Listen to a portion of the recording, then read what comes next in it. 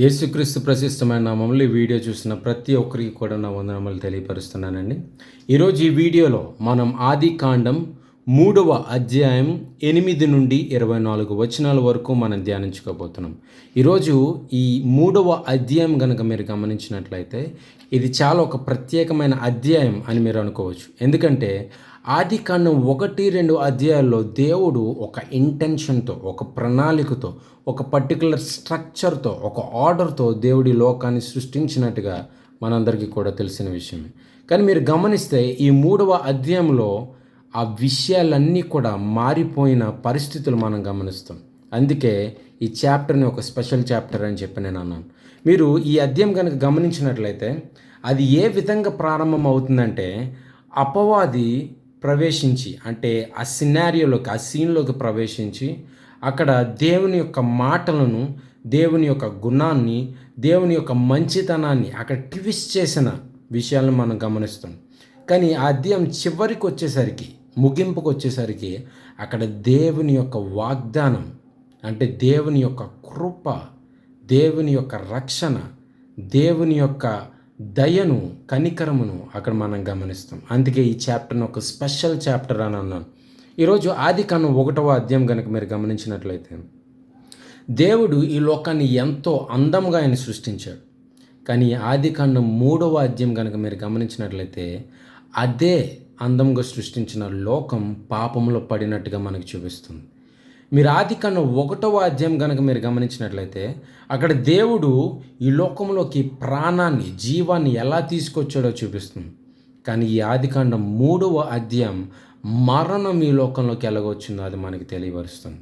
అలానే ఆదికాండం 1వ అధ్యాయం కనుక మీరు గమనించినట్లయితే అక్కడ దేవుడు ఎంతో అద్భుతంగా, పర్ఫెక్ట్గా ఈ లోకాన్ని సృష్టించినట్టుగా తెలియపరిస్తే ఆదికాండం 3వ అధ్యాయం మనిషి దేవుని పట్ల ఎలా తిరుగుబాటు చేశాడు, ఎలా అవిధేయతగా ప్రవర్తించాడు అన్న విషయాన్ని మనకు తెలియపరుస్తుంది. ఈరోజు ఈ ఆదికాండం 3వ అధ్యాయం అనేది చాలా సాధారణమైన విషయంగా మనం అందరం అనుకుంటాం. ఈ అధ్యాయం చదివినప్పుడు దేవుడు వాళ్ళు తప్పు చేశారు, వాళ్ళు పాపంలో పడ్డారు, దేవుడు అక్కడ తీర్పు తీర్చాడు అని అనుకుంటాం. కానీ ఇది రోజు ఒక స్పెషల్ చాప్టర్. మీరు 1 నుంచి 7 వచనాల వరకు మీరు చదివినప్పుడు అక్కడ అపవాది చేసిన విషయాలు ఏంటి అని మీరు గమనిస్తారు. కానీ 8 నుండి 24 వచనాల వరకు మీరు చదివినప్పుడు అక్కడ దేవుడు ఏం మార్చాడు, దేవుడు ఏం చేశాడు అన్న విషయాలు మీరు గమనిస్తారు. మీరు గమనించినట్లయితే ఆదికాండం 1-2 అధ్యాయాల వరకు కూడా మనిషి కన్నీరు పెట్టుకోవడం, భయపడడం, వెళ్ళి దాక్కోవడం, నిందించడం, ఇటువంటి విషయాలు ఏవి కూడా మీరు గమనించారు. కానీ ఆదికాండం 3వ అధ్యాయానికి వచ్చేసరికి మాత్రం మీరు అక్కడ మనిషి కన్నీరు పెట్టుకోవడం, భయపడడం, దాక్కోవడం, నిందించడం, అలానే దేవుడు శపించడం, దేవుడు అక్కడ త్యాగం చేయడం, అలానే దేవుడు ఒక వాగ్దానం ఇవ్వడం, ఇవన్నీ కూడా మీరు గమనిస్తారు. అందుకే దీని ఒక ప్రత్యేకమైన అధ్యాయం అని చెప్పి నేను అన్నాను. మీరు ఈ అధ్యాయం కనుక గమనించినట్లయితే ఇక్కడ మనిషి తప్పు చేస్తున్నాడు, మనిషి పాపంలో పడ్డాడు, మనిషి అవిధేయంగా ప్రవర్తించాడు, మనిషి దేవుని పట్ల తిరుగుబాటు చేశాడు. కానీ మీరు ఇక్కడ గమనించినట్లయితే అన్నీ చేసిన మనిషి ఏమో వెళ్ళి దేవుని దగ్గర నుంచి దాక్కుంటున్నాడు. దేవుని సన్నిధానంలో నిలబడి నేను పాపం చేశాను, నేను తప్పు చేశాను, నువ్వు కోరుకున్నట్టుగా నేను ప్రవర్తించలేదు అని చెప్పి అనట్లేదు, కానీ వెళ్ళి దాక్కుంటున్నాడు. కానీ ఈరోజు మీరు గమనించినట్లయితే ఏ తప్పు చేయని దేవుడు అక్కడ మనుషులు తప్పు చేసినప్పటికీ కూడా అక్కడ దేవుడు మనిషిని వెతుక్కుంటూ వస్తున్నట్టుగా ఇక్కడ ఈ అధ్యాయం మనకు తెలియపరుస్తుంది. ఈరోజు మీకు ఈ 3వ అధ్యాయం కనుక స్పష్టంగా తెలియాలంటే మనం ఆదికాండం 1-2 అధ్యాయాలు మనం పూర్తిగా తెలుసుకోవాలి. మీరు అక్కడ గమనిస్తే దేవుడు ఈ లోకాన్ని సృష్టించేటప్పుడు ఒక పర్టికులర్ ఇంటెన్షన్తో ఈ లోకాన్ని సృష్టించాడు, ఒక పర్టికులర్ ఉద్దేశంతో ఆయన సృష్టించాడు. మీరు 7 రోజులు కూడా గమనించినప్పుడు ప్రతిరోజు ఆయన మొదటి రోజు ఇది చేశాను, రెండో రోజు ఇది చేశాను, మూడో రోజు ఇది చేశాను అని చెప్పి అక్కడ వ్రాయబడింది. ఇవన్నీ కూడా మీరు గమనించినప్పుడు ఆఖరిగా ఆయన చెప్తున్న మాట ఏంటంటే అది మంచిది అని చెప్పి అక్కడ ఆయన డిక్లేర్ చేస్తున్నాడు. అలానే మీరు గమనించినట్లయితే 1-2 అధ్యాయాల్లో దేవుడు మానవుణ్ణి తన స్వరూపమందు సృష్టిస్తున్నాడు. అలానే మీరు గమనించినట్లయితే ఆదాముకు అవ్వకు దేవునితో ఎలాంటి సహవాసం అంటే ఒక మంచి సహవాసం వాళ్ళు కలిగి ఉన్నారు. అలానే ఆదాముకు అవ్వకు మధ్యన కూడా అంటే దేవునితో వాళ్ళకి మంచి సహవాసం కలిగి ఉంది. కానీ అలానే వాళ్ళిద్దరి మధ్య కూడా అంటే ఒక హస్బెండ్ అండ్ వైఫ్ మధ్య కూడా వాళ్ళు ఒక చక్కటి హార్మోని అంటే ఒక చక్కటి సహవాసం బంధం అనేది వాళ్ళు కలిగి ఉన్నారు. అక్కడ ఎటువంటి భయం లేదు, ఎటువంటి మరణం లేదు, ఎటువంటి సమస్య లేదు, ఎటువంటి గొడవలు లేవు, ఎటువంటి ఇబ్బందులు లేవు. కానీ ఎప్పుడైతే అపవాది చోటు చేసుకుందో అక్కడ దేవుని వాక్యాన్ని, దేవుని మాటలను అక్కడ తారుమారు చేసింది. దేవుని యొక్క క్యారెక్టర్ని, అలానే దేవుని యొక్క మంచితనాన్ని అక్కడ నిందిస్తుంది. మీరు ఇక్కడ గమనించినట్లయితే ఈ ఆదికాండం 3వ అధ్యాయంలో అక్కడ 3 విషయాలు 1 నుంచి 7 వచనాల వరకు మీకు 8 నుండి 24 వరకు ఈ స్టోరీ అర్థం అవ్వాలంటే, అక్కడ దేవుడు చేసిన విషయాలు మీకు అర్థం అవ్వాలంటే, దేవుని యొక్క గుణం గురించి మీకు తెలియాలంటే, ఆయన ఒక స్వభావం గురించి తెలియాలంటే మీకు 1 నుంచి 7 వచనాల వరకు అక్కడ ఏం జరిగిందో స్పష్టంగా తెలియాలి. మీరు ఇక్కడ గమనించినట్లయితే 1వ వచనంలో అక్కడ సర్పము అక్కడ ఆ సినారియోలోకి, ఆ సీన్లోకి ప్రవేశించిన తర్వాత అక్కడ అవ్వతో చెప్తున్న మాట మీరు గమనిస్తే, ఇది నిజమా? ఈ తోట చెట్లలో దేని ఫలములనైనను మీరు తినకూడదని దేవుడు చెప్పానా అని చెప్పి అక్కడ అవ్వతో సర్పము మాట్లాడుతుంది.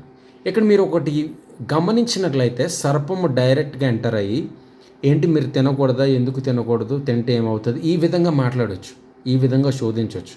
కానీ అక్కడ సర్పం ఒక ఇంటెన్షన్ అంటే అపవాది ఒక ఇంటెన్షన్ ఏంటంటే దేవుని యొక్క మాటలను అక్కడ వాళ్ళు అనుమానించే విధంగా, అక్కడ వాళ్ళు ఆశను కోల్పోయే విధంగా, వాళ్ళు నమ్మకం కోల్పోయే విధముగా నడిపించాలి అన్న ఆలోచన కలిగి ఉంది అక్కడ అపవాది. మీరు ఇక్కడ గమనిస్తే అక్కడ ఆఖరిగా దేవుడు చెప్పానా అంటే దేవుడు ఇలా చెప్పాడా అని చెప్పి అక్కడ అవ్వను అడుగుతుంది. అలానే మీరు కిందకి కొన్ని వచనాలు 4వ వచనం 5వ వచనం వచ్చి అక్కడ గమనించినట్లయితే అక్కడ అందుకు సర్పము, మీరు చావనే చావరు, ఏలయనగా మీరు వాటిని తిను దినమున మీ కన్నులు తెరవబడుననియు, మీరు మంచి చెడ్డలను ఎరిగిన వారై దేవతల వలె ఉందురనియు దేవునికి తెలియనని స్త్రీతో చెప్పాను. ఇక్కడ మీరు గమనిస్తే అక్కడ దేవుని గుణాన్ని, దేవుని మంచితనాన్ని, దేవుని మాటలను అక్కడ ట్విస్ట్ చేస్తుంది.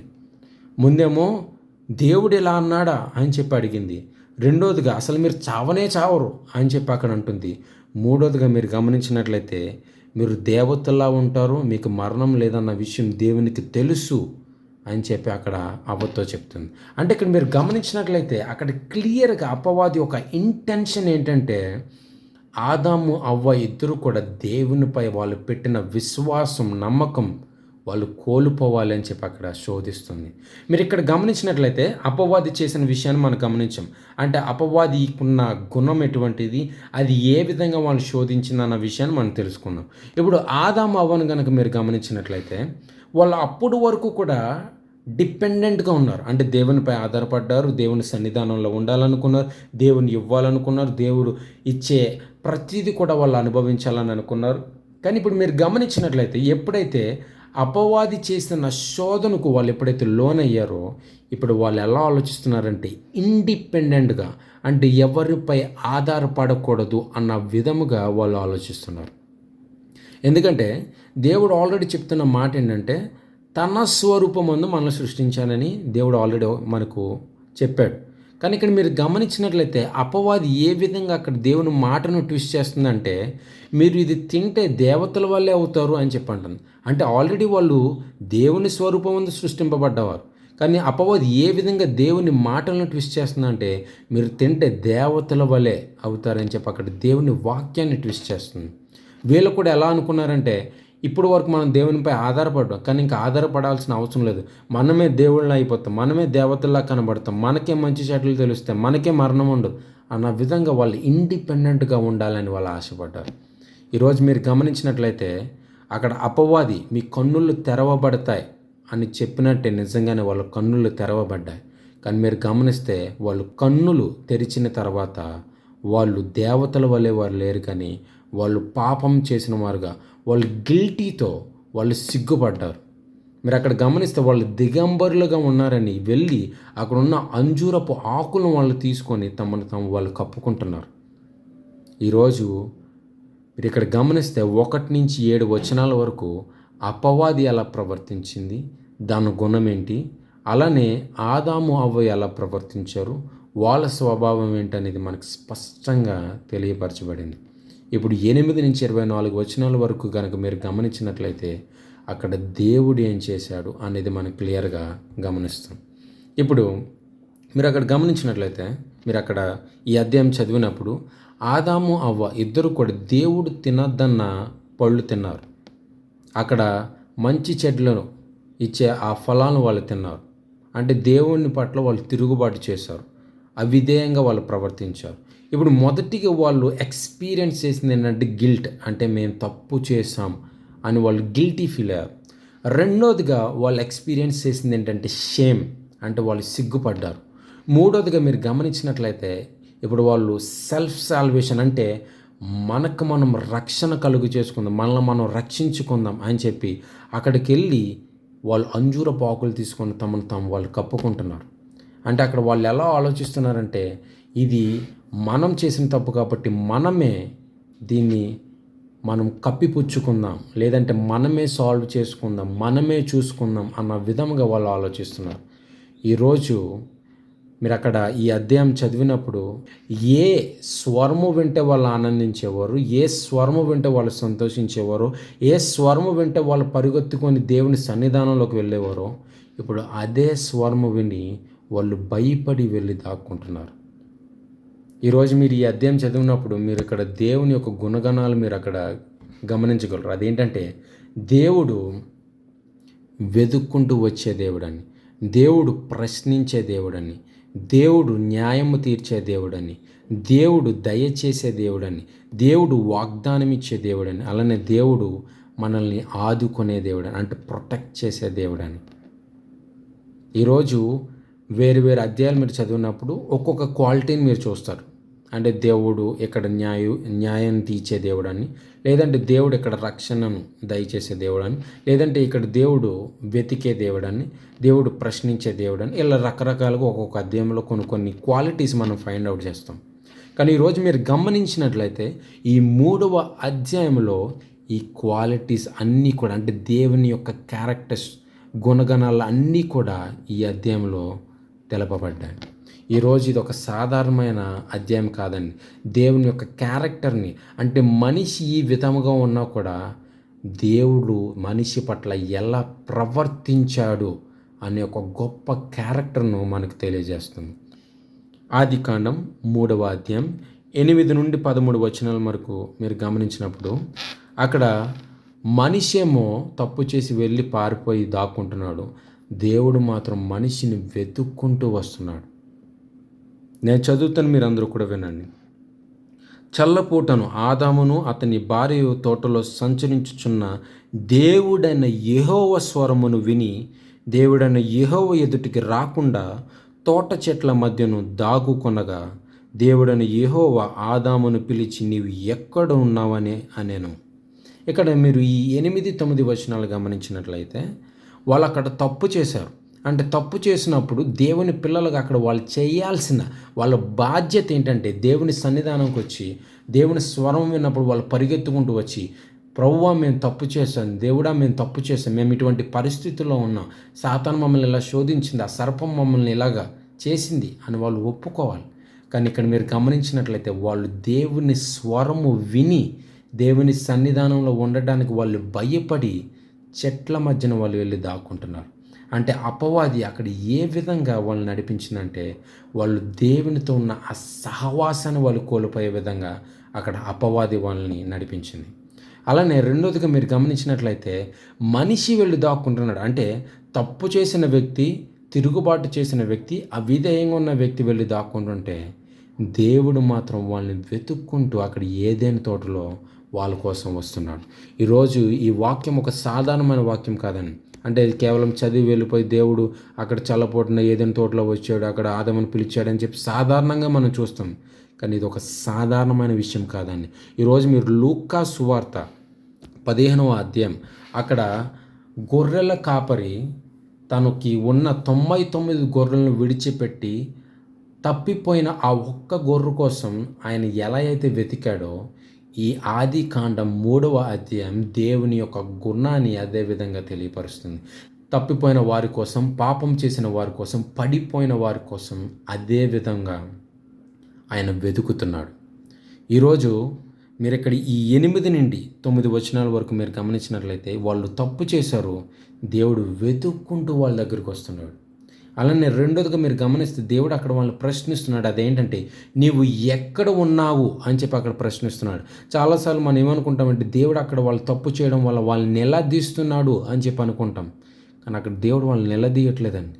దేవుడు మరొక అవకాశాన్ని వాళ్ళకి ఇస్తున్నాడు. అదేంటంటే నువ్వు ఆధ్యాత్మికంగా ఇప్పుడు ఎటువంటి పరిస్థితుల్లో ఏ స్థానంలో ఉన్నావో నువ్వు గ్రహించు. నువ్వు ఇప్పుడు నాతో రిలేషన్షిప్లో ఉన్నావు కదా, ఇప్పుడు నేను చెయ్యొద్దన్నది నువ్వు చేసావు కదా, ఇప్పుడు నువ్వు నాతో ఈ రిలేషన్షిప్లో ఏ స్థానంలో ఎటువంటి పరిస్థితుల్లో ఉన్నావు నువ్వు గ్రహించు అని చెప్పి దేవుడు ఒక అవకాశాన్ని అక్కడ ఆదాంకి ఇస్తున్నాడు. అంటే తన తప్పును తను తెలుసుకొని సత్యాన్ని అంటే నిజాన్ని చెప్పే విధముగా అక్కడ దేవుడు ఒక అవకాశాన్ని అక్కడ ఇస్తున్నాడు ఆదాంకు. కానీ అక్కడ ఆదాం చెప్పిన జవాబును మీరు గమనించండి. 10వ వచనం మీరు గమనిస్తే అక్కడ అందుకతడు అంటే ఆదాం చెప్తున్న మాట, నేను తోటలో నీ స్వరము వినినప్పుడు దిగంబరినిగా నుంటిని కనుక భయపడి దాగుకొంటిన నేను. అంటే ఇక్కడ ఆదాము నేను తప్పు చేశానని అనట్లేదు, కానీ నీ స్వరము విని నేను దాక్కున్నానని చెప్పి అంటున్నాడు. అంటే దేవుడు ఒక అవకాశాన్ని ఇచ్చినా కూడా ఆ అవకాశాన్ని ఆయన ఉపయోగించుకోవట్లేదు. ఆయన ఏం చెప్తున్నాడంటే నువ్వు వస్తున్నావు, నీ సన్నిధానంలో ఉండడానికి నాకు భయం వేస్తుంది, నీ స్వరం విన్నప్పుడు నాకు భయం వేసి నేను వెళ్ళి దాక్కున్నానని అంటున్నాడే తప్ప నేను తప్పు చేశాను, నేను చేయొద్దన్నది నేను చేశాను, నేను ఇలా శోధనలో పడ్డాను, అపవాదికి అవకాశం ఇచ్చాను అన్న విషయాన్ని అక్కడ ఆయన ఒప్పుకోవట్లేదు. అలానే మీరు తర్వాత వచ్చిన మీరు గమనించినట్లయితే అందుకు ఆయన అంటే దేవుడు నువ్వు దిగంబరివని నీకు తెలిపిన వాడెవడు. అంటే దేవుడు చేసినప్పుడు ఎటువంటి అంటే రహస్యం కలిగి ఆయన ఎటువంటి సృష్టిని ఆయన చేయలేదని, ప్రతిదీ ఓపెన్నెస్తో ఆయన చేశాడు. అంటే అప్పటి వరకు దిగంబరి అన్న విషయం లేదు, ఏదైనా సరే ఓపెన్గా దేవుని సన్నిధానంలో ఉండేది. కానీ ఇప్పుడు నీకు దిగంబరి అన్న విషయాన్ని నీకు తెలిపిన వాడు ఎవడు అని దేవుడు అక్కడ ఆదాముని అడుగుతున్నాడు. అంటే కనీసం ఇప్పుడైనా చెప్పు నువ్వు చేసిన విషయాన్ని. అంటే చాలాసార్లు ఇది చదివినప్పుడు దేవునికి తెలుసు కదా ఆదాం చేసిన విషయం ఏంటో, మరి ఎందుకు అడుగుతున్నాడు అంటే దేవుడికి తెలీదా ఏం చేశాడో, అంటే దేవునికి ఇన్ఫర్మేషన్ కావాలా అని చెప్పి చాలాసార్లు అనుకుంటాం. కానీ దేవుడు అక్కడ ఇన్ఫర్మేషన్ కాదండి, అక్కడ దేవుడు కన్ఫెషన్ కోసం అక్కడ ఆదాముకు మరొక అవకాశాన్ని ఇస్తున్నాడు. మీరు అక్కడ గమనించినట్లయితే నేను అడిగిన దానికి నువ్వు సమాధానం చెప్పలేదు, మరి ఇప్పుడు నువ్వు దిగంబరి అని అన్నావు కదా, దిగంబరి అని నీకు తెలిపిన వాడెవడు అంటే మళ్ళీ అడుగుతున్నాడు. కానీ అక్కడ మళ్ళీ ఆదాం అక్కడ ఒప్పుకునే పరిస్థితిలో ఉండలేదు. మీరు అక్కడ గమనించినట్లయితే నువ్వు తినకూడదని నేను నీకు ఆజ్ఞాపించిన వృక్ష ఫలములు తింటివా అని అడిగాను. అంటే ఇప్పుడు ఇంకా డైరెక్ట్గా దేవుడు అడుగుతున్నాడు. నేను అలాగూ ఇండైరెక్ట్గా నేను నిన్ను అడుగుతుంటే నువ్వు నాకు నిజాన్ని చెప్పట్లేదు, నువ్వు చేసిన విషయాన్ని ఒప్పుకోవట్లేదు. సో ఇప్పుడు డైరెక్ట్గా ఇప్పుడు దేవుడు ఏం చెప్తున్నాడంటే నేను చెయ్యొద్దన్నది నువ్వు చేసావా అని చెప్పి అక్కడ అడుగుతున్నప్పుడు ఇప్పుడు అక్కడ ఆదాము ఒక సమాధానాన్ని మీరు చూడండి. అందుకు ఆదాము నాతో నుండుటకు నీవు నాకు ఇచ్చిన ఈ స్త్రీయే ఆ వృక్ష ఫలములు కొన్ని నాకీగా నేను తింటిని. అంటే ఇక్కడ ఆయన అవును ప్రభువా నేను తప్పు చేశాను, నేను ఇలా శోధనలో పడ్డానని ఇప్పటికీ కూడా ఆయన ఒప్పుకోవట్లేదు. ఆయన చెప్తున్న మాట ఏంటో తెలుసా, నీవు అంటే నువ్వు నాకు ఇచ్చిన ఈ స్త్రీ వల్ల నేను పాపంలో పడ్డాను, అంటే అందుకే నేను తప్పు చేశానని చెప్పి అక్కడ దేవుణ్ణి నిలదీస్తున్నాడు. రెండోదిగా మీరు గమనించినట్లయితే ఆయనకున్న తన భార్యను అక్కడ నిందిస్తున్నాడు. నువ్వు నాకు ఇచ్చిన ఈ స్త్రీ వల్లే నేను పాపంలో పడ్డాను అని చెప్పి అక్కడ నిందిస్తున్నాడే తప్ప నేను పాపం చేశానని చెప్పి అక్కడ ఆయన ఒప్పుకునే పరిస్థితిలో అక్కడ ఆదాము లేడు. సరే, మీరు దాని తర్వాత 13వ వచనంలో మీరు గమనించినట్లయితే అప్పుడు దేవుడని యెహోవా స్త్రీతో నీవు చేసినది ఏమిటని అడుగగా ఇప్పుడు స్త్రీ చెప్తున్న సమాధానం, సర్పము నన్ను మోసపుచ్చినందున తింటిన నేను.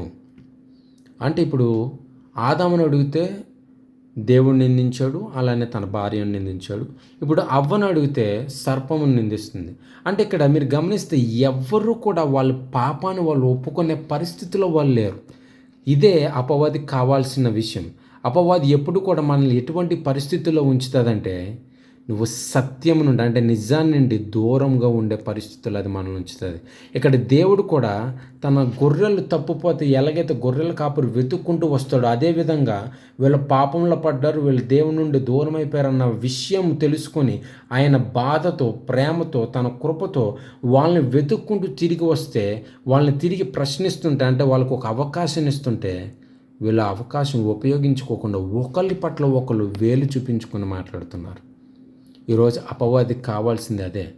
మనం ఎలాగంటే ఒకరిని నిందించుకోవాలి, ఒకరిని నిలదీసుకోవాలి. ఎలాగంటే మనం సత్యం నుండి దూరంగా ఉండాలనేది అపవాది ఎప్పుడు కోరుకుంటుంది. ఈరోజు దేవుడు మనల్ని వెతుక్కుంటూ వస్తున్నాడండి. ఈరోజు నువ్వు ఎలాంటి పరిస్థితుల్లో ఉన్నా కూడా దేవుడు మన కోసం వెతుక్కుంటూ ఆయన పరిగెట్టుకుంటూ వస్తున్నాడు. ఈరోజు నువ్వు అనుకోవచ్చు, నేనున్న పరిస్థితుల్లో దేవుడు నన్ను విడిచిపెట్టి వెళ్ళిపోతాడు. ఎందుకంటే లోక సంబంధంగా మనుషులే మనతో ఉండరు కొన్నిసార్లు మనం చేసే పనుల వల్ల. కానీ ఈరోజు దేవుడు చెప్తున్న మాట ఏంటో తెలుసా? నువ్వు చేసిన పరిస్థితుల వల్ల నేను నిన్ను విడిచిపెట్టి వెళ్ళిపోతానేమో నువ్వు అనుకుంటావేమో, కానీ నేను నీ కోసం వెతుకుతున్నాను, నేను నీ కోసం పరిగెట్టుకుంటూ వస్తున్నాను అని చెప్పి ఈరోజు దేవుడు ఈ వాక్యం ద్వారా మనతో తెలియపరుస్తున్నాడు. అలానే మీరు 14 నుండి 19 వచనాల వరకు మీరు గమనించినట్లయితే అక్కడ 2 విషయాల గురించి వ్రాయబడింది. ఒకటి, ఆయన తీర్పు తీరుస్తున్నాడు. ఎందుకంటే దేవుడు న్యాయవంతుడు, నీతిగల దేవుడు కాబట్టి అన్యాయం జరిగినప్పుడు, తప్పు జరిగినప్పుడు ఆయన ఖచ్చితంగా తీర్పు చేయాలి, తీర్పు ఇవ్వాలి. అలానే రెండో విషయం మీరు అక్కడ గమనిస్తే అక్కడ ఎటువంటి హోప్ లేని అంటే ఎటువంటి ఆశ, ఎటువంటి అంటే నా జీవితం ఇంకెక్కడితో ముగిసిపోతుంది అని అనుకున్న పరిస్థితుల్లో వాళ్ళకి ఒక ఆశను దేవుడు దయచేస్తున్నాడు. సో ఈ 14 నుండి 19 వచనాలు మీరు గమనించినట్లయితే 2 విషయాలు. ఒకటి, ఆయన తీర్పు తీరుస్తున్నాడు. 2, ఆయన ఒక వాగ్దానం అనేది ఇస్తున్నాడు.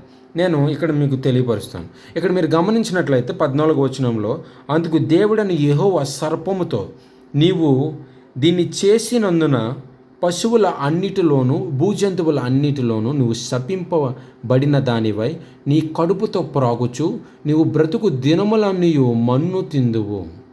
ఇక్కడ ఈ వచనం మీరు గమనించండి.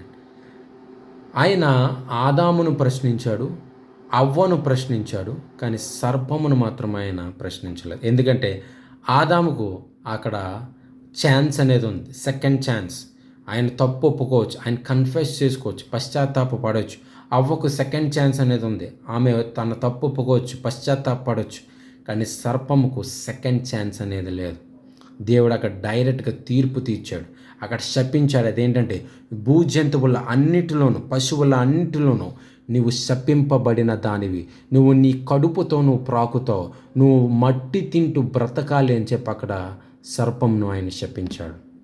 తర్వాత మీరు గమనించినట్లయితే స్త్రీని కూడా ఆయన శిక్షించాడు. అదేంటంటే నువ్వు ప్రయాసము కలిగి నువ్వు గర్భవేదన పడుతూ మిక్కిలి నేను నిన్ను హెచ్చించేదను అని చెప్పి అక్కడ వ్రాయబడింది. అంటే నువ్వు పిల్లలను కనేటప్పుడు నువ్వు ప్రయాసపడుతూ కనాలని చెప్పి అక్కడ స్త్రీని కూడా ఆయన శిక్షించాడు, ఎందుకంటే ఆమె చేసిన తప్పు వల్ల.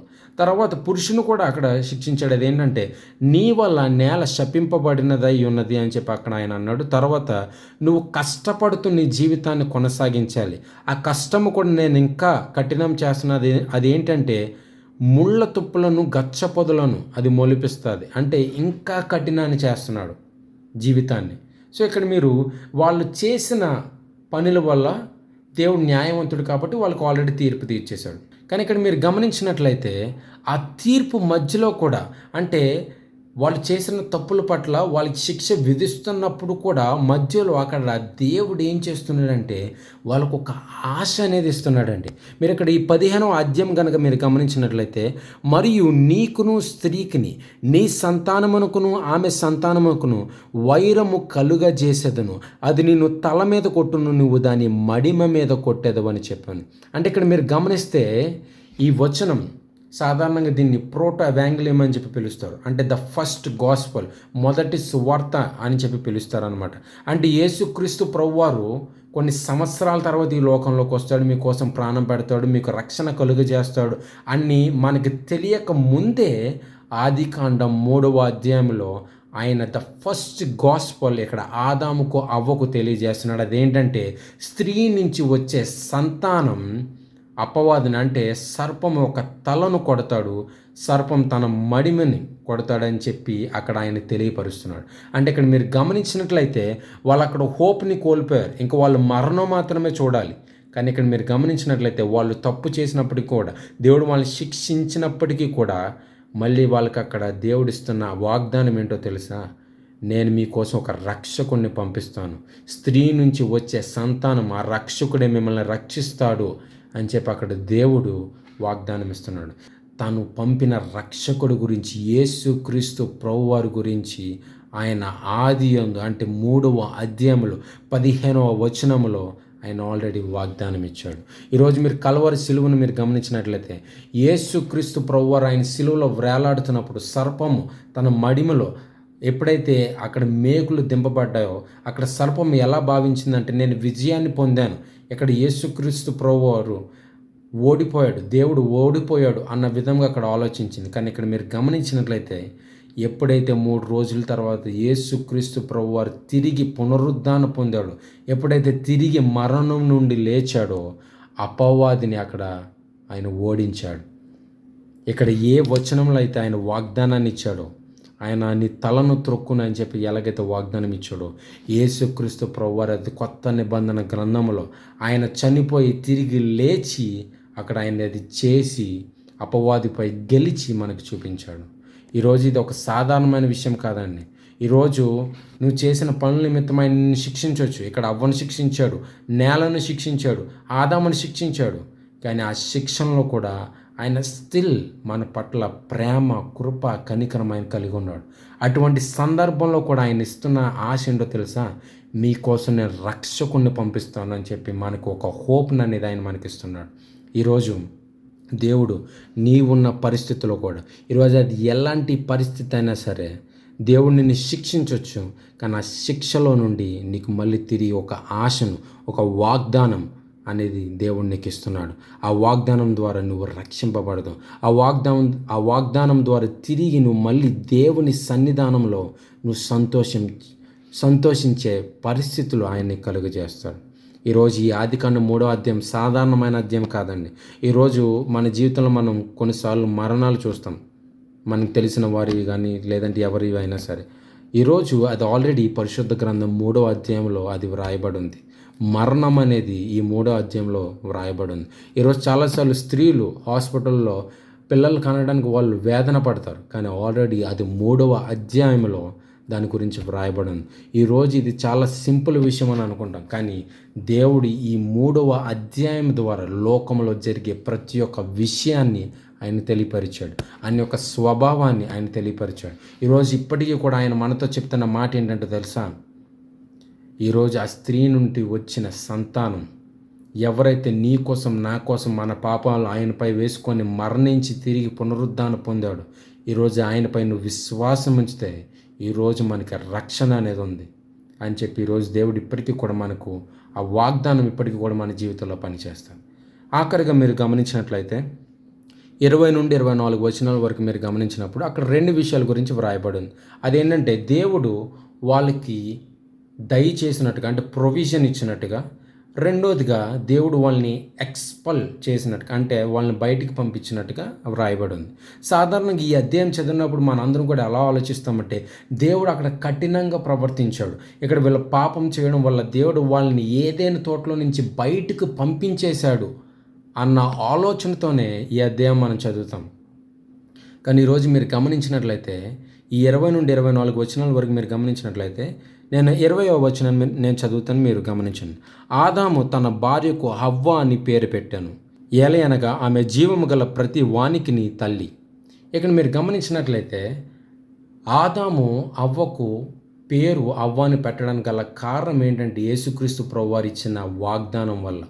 ఎందుకంటే ఆయన చెప్పింది ఏంటంటే స్త్రీ నుంచి వచ్చే సంతానం సర్పం యొక్క తలను కొడతాడన్న ఆ విషయాన్ని ఆయన విశ్వసించి నమ్మకం ఉంచి అవ్వకు ఆయన పెట్టిన పేరేంటంటే జీవము కలిగినది అని చెప్పి అక్కడ ఆయన ఆ పేరు అవ్వకు పెట్టాడు.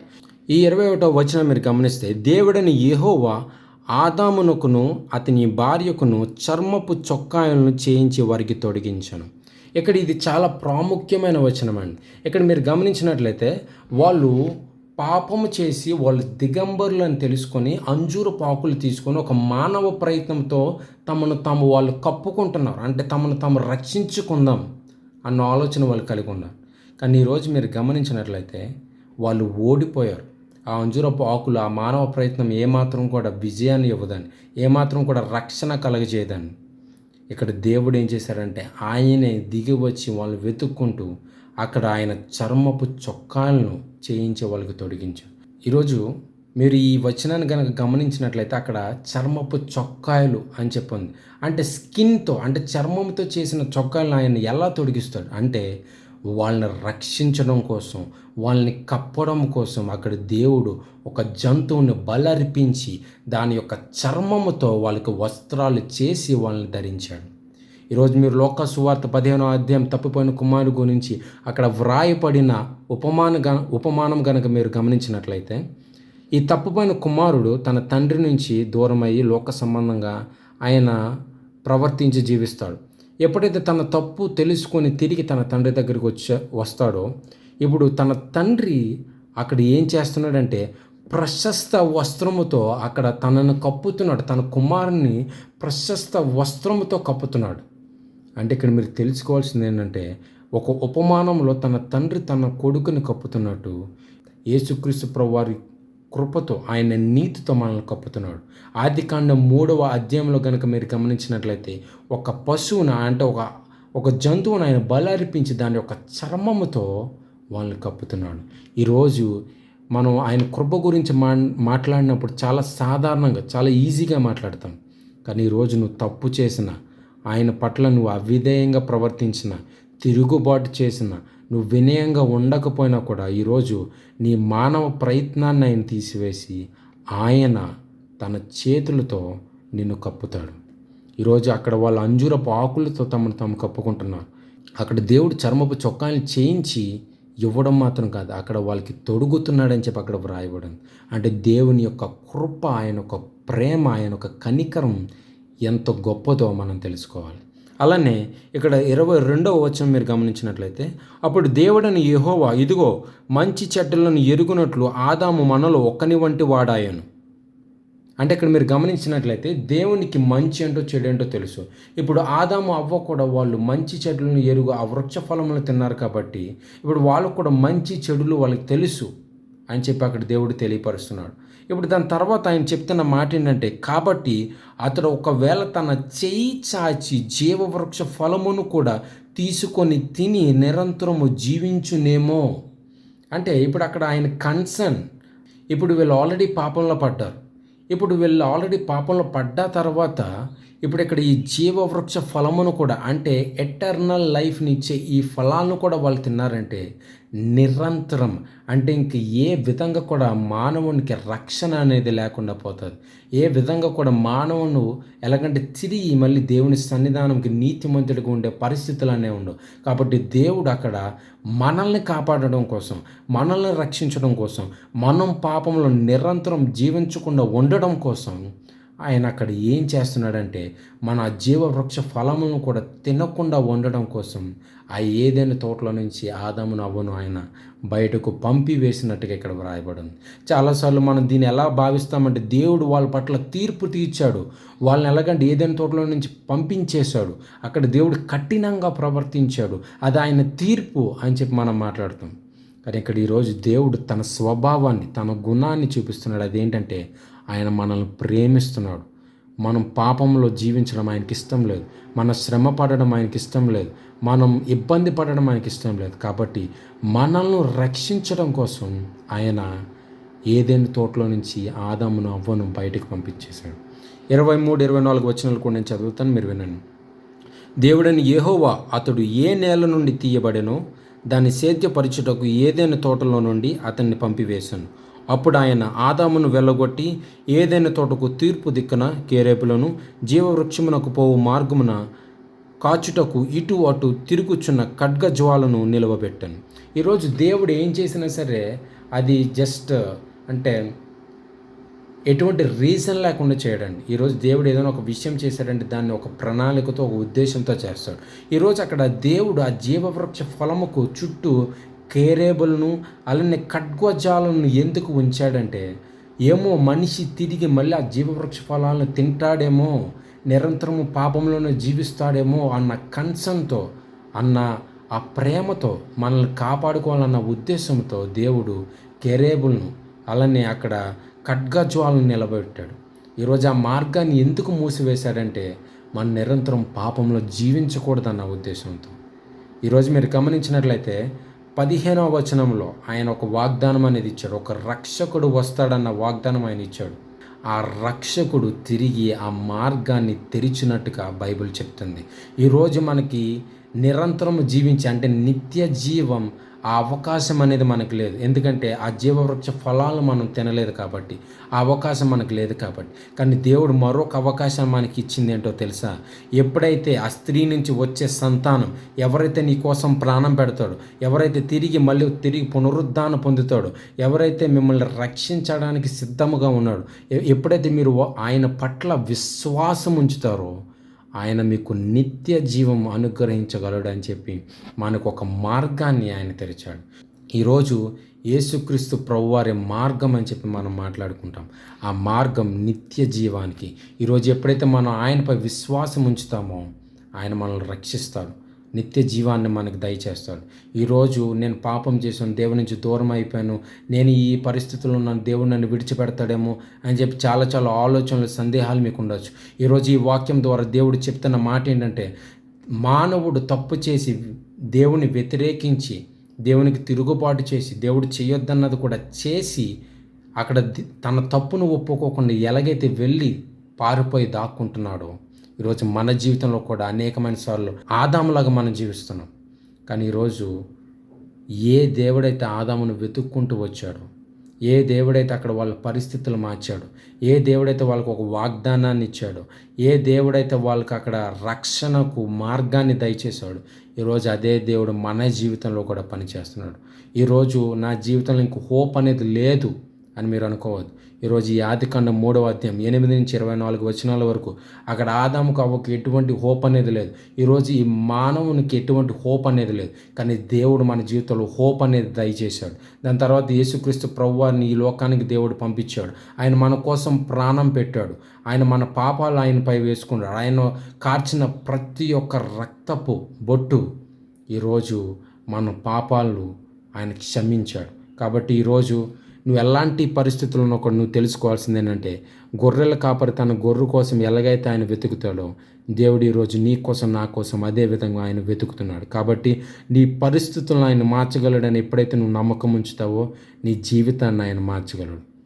ఎవరైతే నిజంగా నమ్మకం ఉంచి విశ్వాసం ఉంచుతున్నారో అందరూ కూడా కళ్ళు మూసుకొని ప్రార్థన చేసుకుందాం. పరిశుద్ధుడా, మీకు వందనాలు, స్తోత్రాలు చెల్లిస్తున్నాం ప్రభా. తండ్రి, ఈరోజు ఈ ఆదికాండం 3వ అధ్యాయం ద్వారా మీరు మాతో మాట్లాడారు ప్రభా. అక్కడ తప్పు చేసిన వారిగా ఉన్న మేము మా పాపాలు ఒప్పుకోకుండా వెళ్ళి దాక్కున్న పరిస్థితులు ప్రభా. కానీ మీరు మమ్మల్ని వెతుక్కుంటూ వచ్చి ప్రభా మాకు కృపను, దయను, మీ ప్రేమను, మీ రక్షణను ప్రభు మీరు మాకు దయచేసినందుకు మీకు వందనాలు ప్రభా. తండ్రి, ఈరోజు ఆదాము అవ్వ ఎలాగైతే ప్రవర్తించారో ఇప్పటికీ కూడా మా జీవితాలు మేము అదే విధంగా ప్రవర్తిస్తున్నాం ప్రభా. అక్కడ వాళ్ళకి రక్షణ ఎలాగైతే కలగజేశారో మాకు రక్షణ అదే విధంగా దయచేయమని కోరుతున్నాం. అక్కడ వాళ్ళకి ఒక ఆశను, ఒక వాగ్దానాన్ని ఎలాగైతే ఇచ్చారో మా జీవితంలో కూడా ఒక ఆశను, ఒక వాగ్దానాన్ని అలా దయచేయను ప్రభా. అక్కడ వాళ్ళని విడిచిపెట్టకుండా అనుదినం మీరు వాళ్ళకి వస్త్రాలు దయచేసి వాళ్ళని మీ నీతితో ఎలా అయితే కప్పారో అదేవిధంగా ప్రతి ఒక్క అడుగు మేము వేసే మా జీవితంలో ప్రతి ఒక్క సందర్భంలోనూ కూడా ప్రభా దాన్ని మీ మార్గంలో నడిచే విధంగా మీ నీతితో ప్రభా మీరు మమ్మల్ని కప్పివేయమని కోరుతున్నాం ప్రభా. అలానే ఈ వీడియో చూస్తున్న ప్రతి ఒక్కరి గురించి ప్రార్థిస్తున్నాం ప్రభా.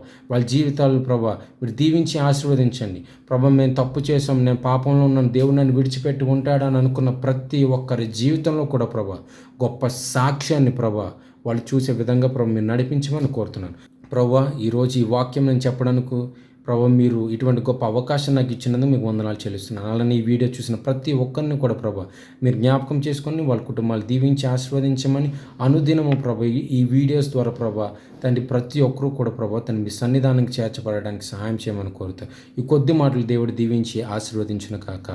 ఆమేన్, ఆమేన్, ఆమేన్. దేవుడు మిమ్మల్ని దీవించి ఆశీర్వదించును కాక. ఆమేన్.